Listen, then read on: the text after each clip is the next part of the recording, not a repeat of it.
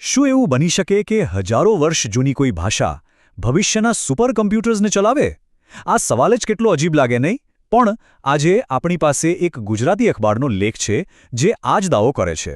તો ચાલો આપણે આ દાવાની ઊંડાણમાં જઈએ અને જોઈએ કે એમાં કેટલું તથ્ય છે. જુઓ, આ કોઈ સામાન્ય સમાચારની કટિંગ નથી. આ તો જાણે ભવિષ્યની એક ઝલક છે. આ લેખ જે દાવો કરે છે ને, એ ખરેખર ચોંકાવનારો છે. એ કહે છે કે ભારતની એક પ્રાચીન ભાષા અને આવતીકાલની આર્ટિફિશિયલ ઇન્ટેલિજન્સ એટલે કે એઆઈ વચ્ચે એક બહુ જ ઊંડો સંબંધ છે.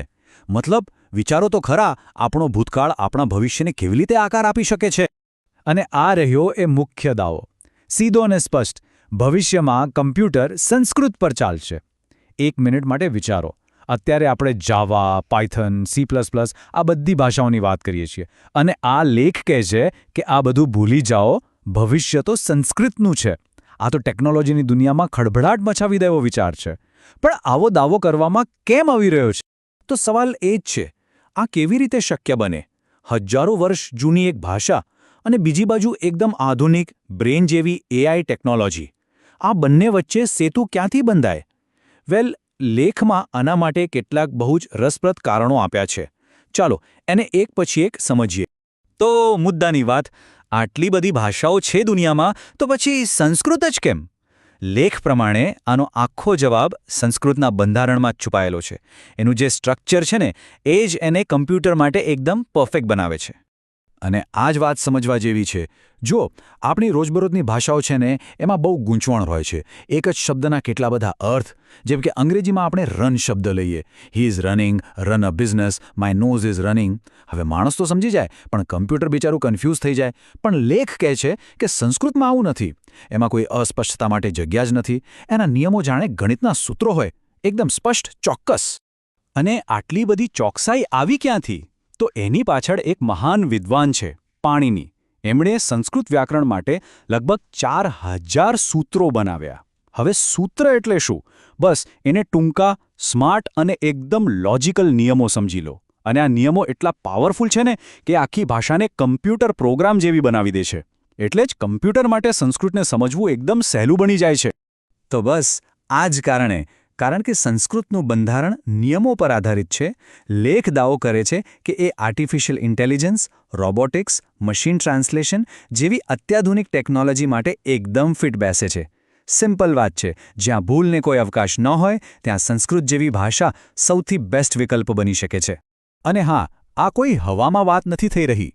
એવું નથી કે આ માત્ર એક કાલ્પનિક વિચાર છે. લેખ મુજબ આ વિષય પર ગંભીરતાથી કામ થઈ રહ્યું છે.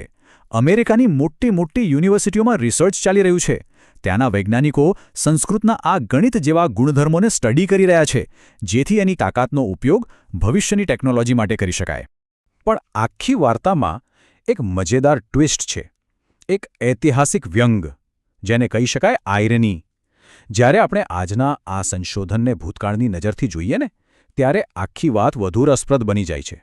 આજની આ વાતને પૂરી રીતે સમજવા માટે ચાલો થોડા સમય માટે ભૂતકાળમાં જઈએ. ત્યાં એક એવી ઘટના બનેલી છે જે ખરેખર વિચારવા જેવી છે. લેખ એક જૂની વાત યાદ કરાવે છે. એક સમય એવો હતો જ્યારે અમેરિકાએ ભારતને સુપર કમ્પ્યુટર ટેકનોલોજી આપવાની ના પાડી દીધી હતી. હવે આ વાતને મગજમાં રાખો અને આજની પરિસ્થિતિ વિશે વિચારો. તો આખી વાત કેવી પલટાઈ ગઈ નહીં? ભૂતકાળમાં અમેરિકા ભારતને ટેકનોલોજી નથી આપતું, અને વર્તમાનમાં એ જ અમેરિકાના રિસર્ચર્સ ભવિષ્યની ટેકનોલોજી માટે ભારતની જ પ્રાચીન ભાષાનો અભ્યાસ કરી રહ્યા છે. આને જ કહેવાય સમયનું ચક્ર. ખરેખર કમાલ છે. તો આ બધી વાતોનો સાર શું? ભવિષ્ય માટે આના શું સંકેત છે? લેખના અંતમાં એક એવી વિઝનની વાત કરવામાં આવી છે જે જો સાચી પડી તો આખી ટેકનોલોજીની દુનિયાનો ચિત્ર બદલાઈ શકે છે. લેખ એક એવી ટેકનોલોજીકલ ક્રાંતિની કલ્પના કરે છે જે દેવભાષા એટલે કે સંસ્કૃતથી આવશે. અહીં મૂળ વિચાર એ છે કે સંસ્કૃત ફક્ત એક બોલચાલની ભાષા નથી. એનાથી પણ વિશેષ, એ એક એવી ચાવી છે જે આવતીકાલની ટેકનોલોજીના સૌથી મોટા તાળા ખોલી શકે છે.